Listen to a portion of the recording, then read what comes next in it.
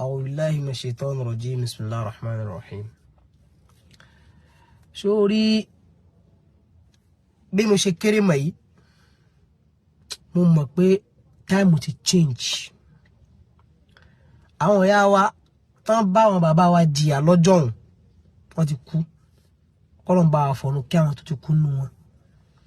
àwọn tó kù láyé nísìnyí kọ́lọ́n bá kó jẹ́ ká sọ̀ kalẹ̀ dáadáa. àwọn ìyàwó tí wọ́n náà kọ́lọ́n kó jọ kó jẹ́ ká jẹ́ kó bá wa sọ wọ́n de obìnrin rere. àwa náà kọ́lọ́n kó sọ wá dọkùnrin rere.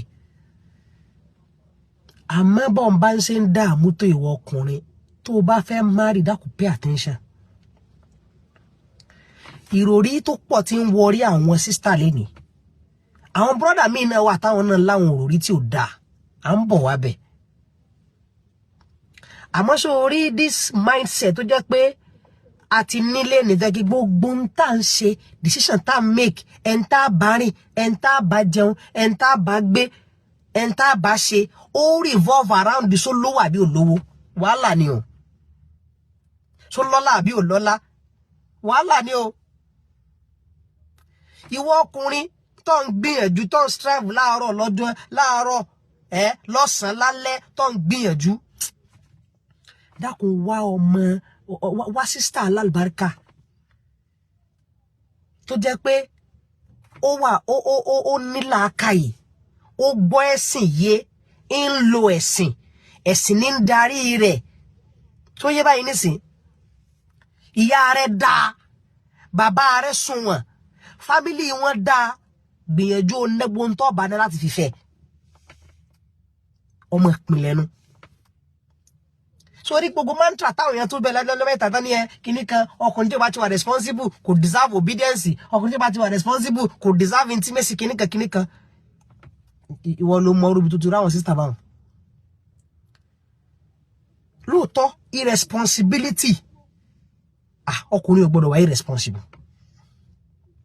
gbogbo ọkùnrin tó bá dẹ̀ wà irresponsible aláburú ni ọlọ́run sì bí tí ò bá sì láwùjáre òun àtọ́lọ́run yóò kàn tiẹ̀ níwájú. àmọ́ sẹ́ni tí ń gbìyànjú tó wá sáfẹ́rẹ́ fún díẹ̀ sálọ náà wà irresponsible. kí ló dé tó jẹ́ pé táwọn sísítà bá ti wà ní unfortunate situation ẹ̀ gbọ́ gbogbo wa yìí náà táwa náà wà guilty of táwọn ọkọ wọn míì fojú wọn rí náà láṣàgbákò lóde. so wá ẹni tó jẹ́ wípé ìjọ tó bá kù díẹ̀ káàtó fún ọsẹ́ sóyè gbogbo ẹ̀tọ́ rẹ kò ní fi dùn ọ́. wá ẹni tó jẹ́ pé kò ń ṣe nítorí pé ẹnìkan ṣaburú fún òun náà fẹ́ ṣaburú yẹn padà fẹ́ni náà.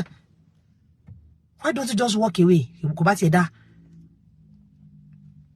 ìwọ ọkùnrin tí ń sọ kíní kan fún ọ o àwọn náà ń gbélé kò yìí ó wà ní tráfíkì látàárọ̀ ó lọ bí iṣẹ́ ọ̀gá rẹ̀ pariwo mọ́ wọ́n sẹ́ndì méèlì kúérì lọ́tún lọ́sì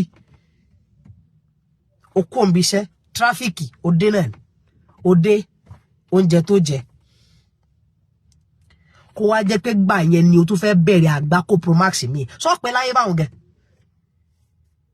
àwọn sáìnì tí yóò fi tètè ní high blood pressure nìyẹn àwọn sáìnì tí yóò fi tètè sákò lé nìyẹn ọ̀pọ̀lọpọ̀ náà ti wà nù jìlbáwà àti nìkan lé ní lájú rẹ o ọdún ló dé ìnísìn wọ́n ti fẹ́ lómi pínpín báyìí pé kó lọ ra aṣọ ọdún kìíní kò sí lówó lọ ẹ jẹ́ ṣe pẹ̀lẹ́pẹ̀lẹ́ lásìkò sọ fẹ́yìn tẹ́ ẹ mọ ya fọ́tò náà wọ́n tá ya fọ́tò ní ti mo lè wọ́ṣọ tí mo wọ̀ láṣì àkótán ẹ̀yin tẹ́ ya fọ́tò ní ti ẹ̀ lè wọ́ ọmọ tó rẹ̀ ti upload ẹ̀ láṣì àwọn ti rí.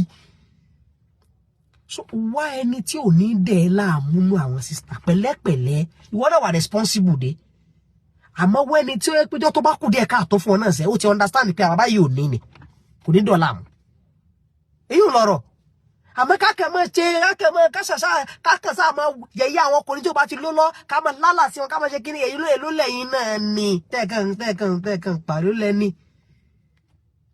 ìlú wọn náà business dance ọ̀nà dà success náà dà ọlọ́run ó ṣàánú kó wá o ọlọ́run ó ṣàánú kó wá ìwọ ọkùnrin wà responsible gbìyànjú best yẹ láti ẹni halal way of sì máa ná fáwọn ìyàwó rẹ fáwọn ọmọ rẹ fáwọn family ìyàwó rẹ gbìyànjú àmọ́ wẹ́ni tó jẹ́ pé kìí ṣe owó rẹ nìkan ló fẹ́ ó nífẹ̀ẹ́ rẹ nítorí tọ́lọ́run ó nífẹ̀ẹ́ rẹ nítorí pé I want to build something with this person. Barakallahu fikum.